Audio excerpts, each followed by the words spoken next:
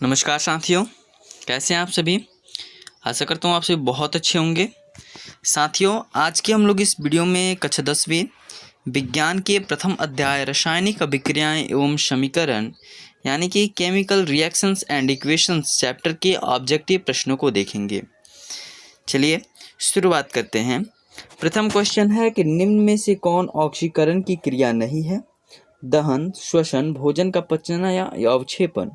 तो जो अवक्षेपण होता है वो ऑक्सीकरण की क्रिया नहीं है, तो ऑप्शन डी इसका सही आंसर हो जाएगा। क्वेश्चन नंबर दूसरा है कि समीकरण 2H2 + O2 एरो 2H2O यह कौन सी अभिक्रिया है? तो आप लोग को साथियों, हम लोग जब फर्स्ट चैप्टर पढ़े तो आप लोग बताया गया था, जब दो या दो से अधिक अभिकारक मिलकर के एक एकल नए उत्पाद का निर्माण करता है तो उसे संयोजन अभिक्रिया कहा जाएगा। तो इसलिए ऑप्शन ए इसका सही आंसर हो जाएगा।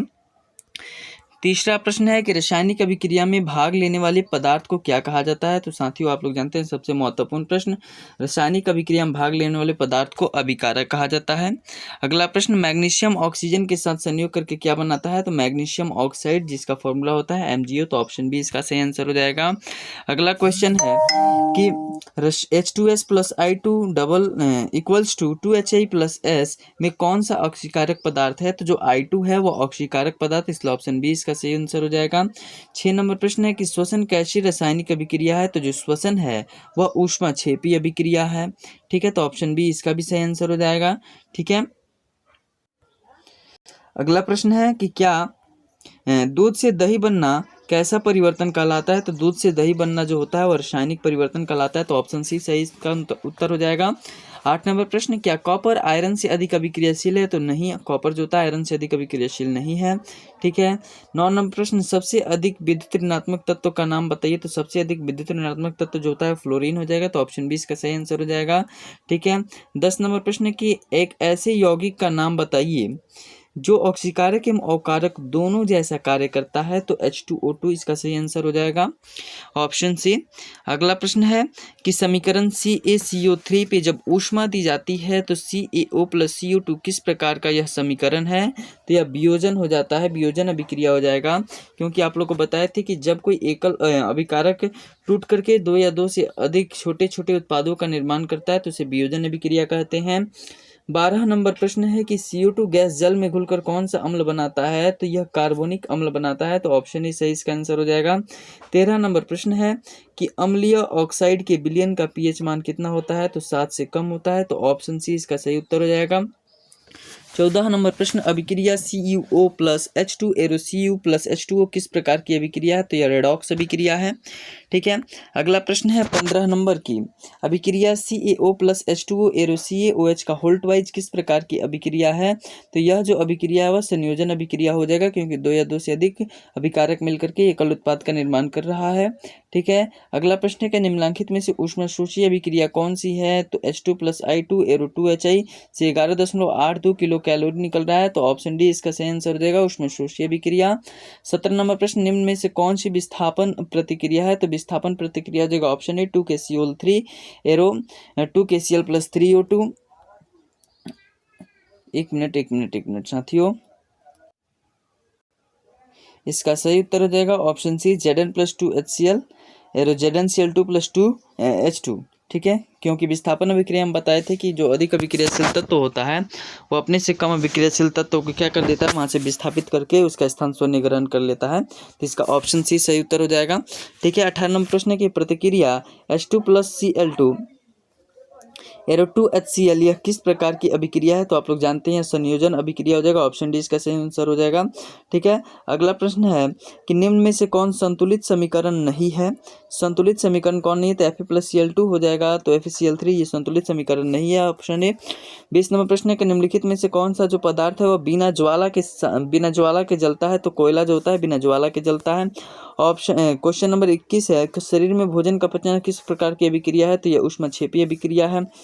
अगला प्रश्न है कि निम्नलिखित में से कौन अवकारक गुण प्रदर्शित करता है? तो अवकारक गुण जो होता है H2S प्रदर्शित करता है। निम्नलिखित में से अगला प्रश्न है कि निम्नलिखित में से कौन सा पदार्थ सूर्य की किरणों के प्रभाव से अपघटित हो जाता है? तो ऑप्शन सी AgCl इसका सही आंसर हो जाएगा। चलिए अगला प्रश्न है कि समीकरण 2Cu + O2 एरो 2CuO किस प्रकार की अभिक्रिया है? तो ये ऑक्सीकरण अभिक्रिया है। उसके बाद सोडियम की परमाणु संख्या कितनी होती है? तो 11, ऑप्शन बी इसका सही आंसर हो जाएगा। अगला क्वेश्चन है 26 नंबर की Fe+CuSO4 एरो FeSO4 + Cu किस प्रकार की अभिक्रिया है? तो यह विस्थापन अभिक्रिया, ऑप्शन बी इसका सही आंसर हो जाएगा। 27 नंबर प्रश्न है कि कैल्शियम कार्बोनेट को गर्म करने पर कैल्शियम ऑक्साइड एवं कार्बन डाइऑक्साइड बनते हैं, यह किस प्रकार की अभिक्रिया? तो अपघटन अभिक्रिया, ऑप्शन डी इसका सही आंसर हो जाएगा।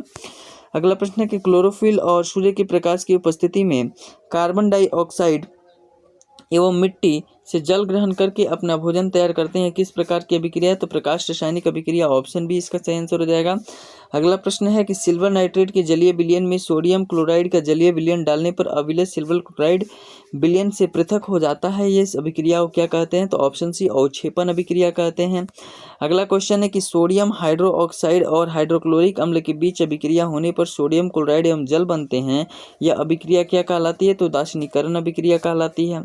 अगला क्वेश्चन है कि निम्नलिखित में से रेडॉक्स अभिक्रिया कौन सी है? तो रेडॉक्स अभिक्रिया आप लोग को बताए थे कि जिसमें अपचयन तथा उपचयन दोनों की प्रक्रिया हो रही हो, तो ठीक है रेडॉक्स अभिक्रिया, ठीक है, तो ऑप्शन बी इसका सही आंसर हो जाएगा। ठीक है, अगला प्रश्न है कि रासायनिक अभिक्रियाओं में व्यक्त किया जाता है, तो किसको? रासायनिक अभिक्रियाओं को समीकरणों के द्वारा व्यक्त किया जाता है। ठीक है, अगला प्रश्न है कि समीकरण में बाएं तथा दाएं दोनों तरफ के प्रत्येक प्रकार के परमाणुओं की संख्या समान है, यह समीकरण कौन सा है? तो यह संतुलित रासायनिक समीकरण हो जाएगा।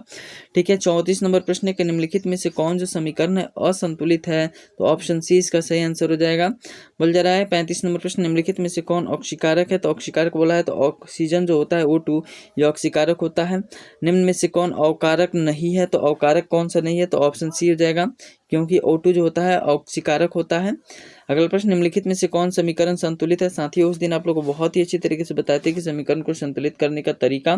ठीक है, चलिए अगले प्रश्न की 38 नंबर प्रश्न है कि निम्नलिखित में से कौन सा जो उत्पाद है लीड नाइट्रेट को गर्म करने पर प्राप्त होता है? तो ऑप्शन डी NO2 और O2 जो होता है लीड नाइट्रेट को गर्म करने पर प्राप्त होता है। सिल्वर क्लोराइड का रंग पूछ रहा है, तो सिल्वर क्लोराइड का जो रंग हो जाएगा वह श्वेत हो जाएगा। सिल्वर क्लोराइड का रंग जो होता है श्वेत होता है।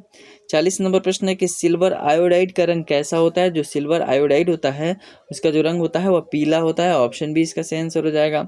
अगला क्वेश्चन है कि सिल्वर क्लोराइड के सूर्य के प्रकाश में रखने पर प्राप्त होता है, तो ऑप्शन बी Ag प्राप्त होता है। अगला प्रश्न है कि Fe2O3 + 2Al arrow Al2O3 + 2Fe ऊपर दी गई अभिक्रिया किस प्रकार की है? तो यह विस्थापन अभिक्रिया, ऑप्शन डी इसका सही आंसर हो जाएगा। 43 नंबर प्रश्न है कि लौह चूर्ण पर तनु हाइड्रोक्लोरिक अम्ल डालने से क्या होता है? तो हाइड्रोजन गैस और आयरन क्लोराइड बनता है। अगला क्वेश्चन है कि कैल्शियम कार्बोनेट को ऊष्मा द्वारा कैल्शियम ऑक्साइड एवं कार्बन डाइऑक्साइड में टूटने की अभिक्रिया किस प्रकार की रासायनिक अभिक्रिया है? तो वियोजन अथवा अपघटन अभिक्रिया, ऑप्शन बी सही आंसर हो जाएगा। 45 नंबर प्रश्न है कि फेरस सल्फेट से लोहा को निम्नलिखित में से कौन सी धातु विस्थापित करेगी? तो सी Zn धातु विस्थापित करेगी। 46 नंबर प्रश्न है कि साग सब्जियों को विघटित होकर के कंपोस्ट बनना किस अभिक्रिया का उदाहरण है? तो उसमें क्षेपीय अभिक्रिया का उदाहरण, ऑप्शन बी। अगला क्वेश्चन है 47 नंबर की लौंग तेल किस प्रकार का सूचक है? तो लौंग तेल जो होता है गंधीय सूचक, ऑप्शन सी सही आंसर हो जाएगा। 48 नंबर प्रश्न की उपचयन वह प्रक्रिया है जिसमें क्या होता है? तो ऑक्सीजन का योग होता है, हाइड्रोजन का वियोग होता है, इलेक्ट्रॉन का त्याग भी होता है, ऑप्शन डी इसका सही आंसर हो जाएगा। 49 नंबर प्रश्न, अब प्रतिक्रिया PbO+C एरो Pb+CO किस प्रकार Pb+C इसमें क्या हो रहा है? तो C एक अवकारक है। ठीक है, 50 नंबर प्रश्न है कि रासायनिक रूप से कौन सा जंग है? तो option B hydrated ferric oxide जो होता है रासायनिक रूप से जंग है। अगला क्वेश्चन है कि इनमें से कौन सा जो है अक्षीकारक और अवकारक दोनों है? तो HNO2 जो है अक्षीकारक और अवकारक दोनों है। अगला क्वेश्चन SnCl2 है एक, SnCl2 क्या है? एक अवकारक है, ऑप्शन बी इसका सही आंसर हो जाएगा। ठीक है, अगला क्वेश्चन है कि रासायनिक अभिक्रिया के दौरान किसी पदार्थ में ऑक्सीजन का ह्रास क्या कहलाता है? तो जब ऑक्सीजन का ह्रास होता है तो अपचयन, ऑक्सीजन का योग होता है तो उपचयन कहते हैं, तो ऑप्शन बी सही आंसर। अगला क्वेश्चन है कि निम्नलिखित में से कौन सा जो युग्म है एकल विस्थापन अभिक्रिया द्वारा प्रदर्शित करता है? तो ऑप्शन बी इसका सही आंसर हो जाएगा। ठीक है, अगला क्वेश्चन है 55 नंबर की एक भूरे रंग का चमकदार तत्व X को वायु की उपस्थिति में गर्म करने पर वह काले रंग का हो जाता है, तत्व X का नाम बताइए? तो ऑप्शन सी Cu हो जाएगा। अगला और अंतिम क्वेश्चन है कि नीचे दी गई अभिक्रिया के संबंध में कौन सा संबंध जो है वह सत्य है? कि ZnO+C एरो Zn+CO, तो इसका सही उत्तर हो जाएगा ऑप्शन ए, कार्बन क्या हो रहा है? उपचयित हो रहा है। साथियों आशा करता हूँ आपको यह वीडियो काफ़ी ज़्यादा पसंद आया होगा। अगर आपको यह वीडियो अच्छा लगा हो तो इस वीडियो को ज़्यादा से ज़्यादा शेयर कीजिए। और मिलते हैं अगले वीडियो में अगले चैप्टर के साथ। धन्यवाद।